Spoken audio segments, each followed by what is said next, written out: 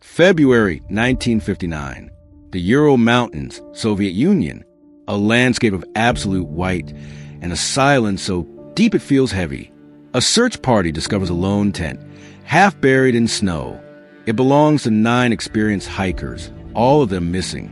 The tent is empty, but what they find inside is the beginning of a terrifying enigma. It has been violently ripped open. From the inside, 9 sets of footprints lead away from the safety of the camp into the deadly, freezing wilderness. Some of them are from bare feet. What could possibly scare 9 veteran hikers so much that they would rather face certain death in a blizzard than stay inside their own tent? This is the true story of the Dyatlov Pass incident, a story etched in ice and fear. It all started as a grand adventure.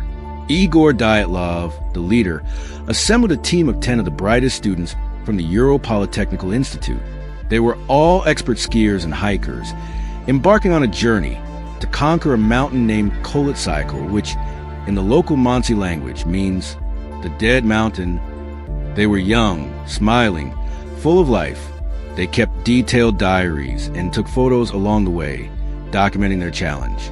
The photos show them laughing, battling the elements, completely unaware of the horrifying fate that awaited them. One member was forced to turn back due to illness. He would be the only one to survive. The trail of footprints from the abandoned tent led the search party on a grim journey. The first 2 bodies were found under a cedar tree, over a kilometer away from the camp. They were dressed only in their underwear. Their hands were burned and the branches above them were broken, as if they had desperately tried to climb the tree to escape something. 3 more bodies, including Dyatlov's, were found between the tree and the tent, frozen in poses that suggested they were trying to crawl back to safety. But the most horrific discovery would come 2 months later, when the snow began to melt.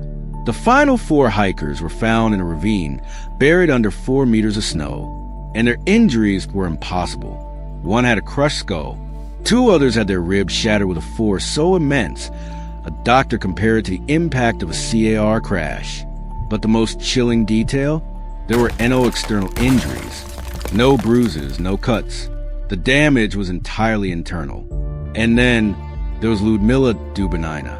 She was found missing her tongue, her eyes, and part of her lips.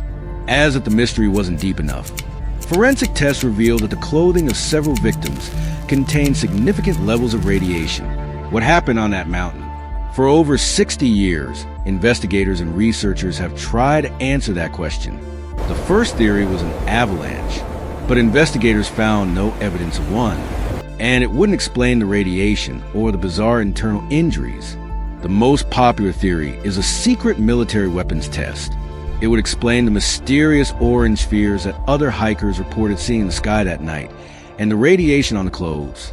Were the hikers witnesses to something they should never have seen? Others venture into the unknown. The local Mansi tribe speak of the Menk, a Russian Yeti-like creature.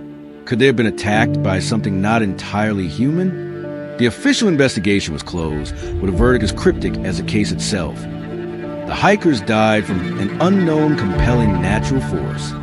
A force that could crush ribs without leaving a bruise, a force that could make 9 experienced hikers run for their lives into a frozen hell. The dead mountain keeps its secrets, and the 9 smiling faces in the photographs remain frozen in time, the silent witnesses to one of the most terrifying unsolved mysteries of all time. Follow for more incredible true stories.